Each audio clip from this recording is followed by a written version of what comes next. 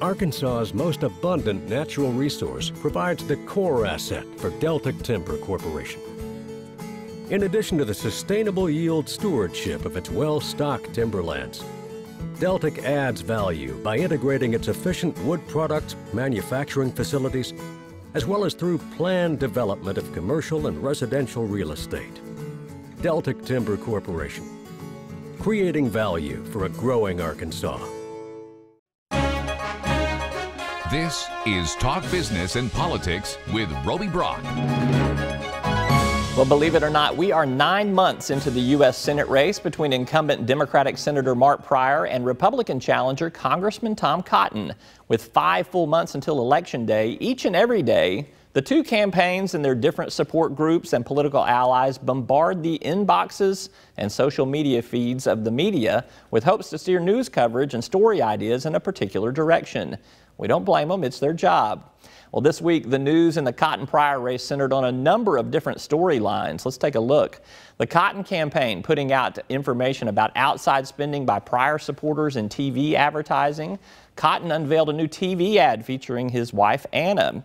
The VA crisis, which has included calls for the National VA Director Michael Shinseki to be fired or resign, that actually came to fruition on Friday. From the Pryor campaign, we saw these notes this week. They brought New Jersey Senator Cory Booker to Arkansas for a disaster relief press conference. They held a student loan education roundtable to talk about what it calls Cotton's hypocrisy on the subject. And there were accusations that Cotton is misleading the public on the VA scandal. KATV's Elicia Dover was on the Senate campaign beat this past week, and she joins us this morning to talk about the biggest of these stories, which was the VA scandal. Elicia, welcome, and thank you for being with us this morning. Thank you. Let's talk first about Shinseki did resign on Friday. Cotton kind of beat Pryor to the punch on calling for that resignation. You were with Pryor on Thursday before calls for the when calls for the resignation were happening. But kind of how did that play out? That's right. We asked Pryor at a press conference on Thursday if he thought Shinseki should resign. He said no, not yet. He wanted to wait and see how much Shinseki knew and how widespread it was. So he waited to call for that resignation. Tom Cotton, however, had already called for it earlier in the week. Now here is what Tom Cotton had to say about when Shinseki did resign. He said, Senator Pryor, as usual, stuck with President Obama until the very end. And from the Pryor camp, we also got a statement. It's clear that there's a lack of integrity with the VA system. We need to fix it immediately. Now, when you were with Pryor on Thursday, he was at talking at the Little Rock student roundtable there, but he had met with the VA officials in Little Rock. He was going to Fayetteville on Friday.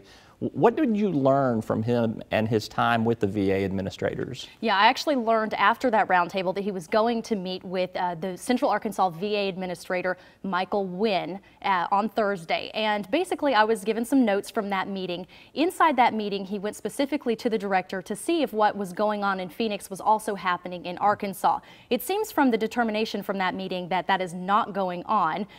Wynn did say that there had been an audit, a recent audit completed on the hospital, and that was sent up the chain to the National VA, and from there they decided that the Little Rock VA was no longer being further investigated. So that sounds like it's some good news, at least for the Little Rock VA. It does sound like good news, at least for the time being, but you actually did visit with a Korean veteran who had issues with getting some medical service, similar to what we have been hearing in some of the disturbing news out of Phoenix. That's right, and I have requested some wait times from the VA.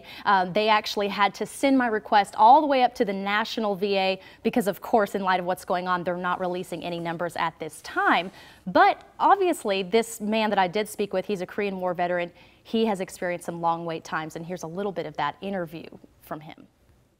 In August, Korean War veteran Joe Holland went to the VA emergency room with pain in his hip and found he had bursitis. He had to see a specialist. The appointment was made for that particular doctor, and it took 3 months. 3 months. And at the end of October, when he finally saw the doctor, it was determined he would need rehab. Whoever was making the appointments made the appointment 60 days away, so I had to wait another 2 months. Holland says when he got the care he needed by December, he had experienced so much pain over 5 months. I would call and ask it, could they speed it up, and they'd say, no, can't do it. and there's just no way to deal with it. You know, I just simply couldn't get any help for it. And I even went back to the emergency room one day. It got so bad. So really the story to come now, you've requested those wait times, see how they compare to what we saw in Phoenix, which is what broke this national story. You'll keep us posted on this? I will definitely keep you posted. And obviously what we got was not that they're covering it up, but doesn't mean that the long wait times aren't there. All right, KATV's Elicia Dover, thank you so much for being with us. When we come back, a rundown of business and political headlines of the last week. There was a lot to report. Plus later, does Arkansas need a major shakeup to tackle its workforce woes? There are reportedly thousands of job openings waiting to be filled. Why aren't they? State Chamber CEO Randy Zook and AEDC Chief Grant Tennille join us after the break.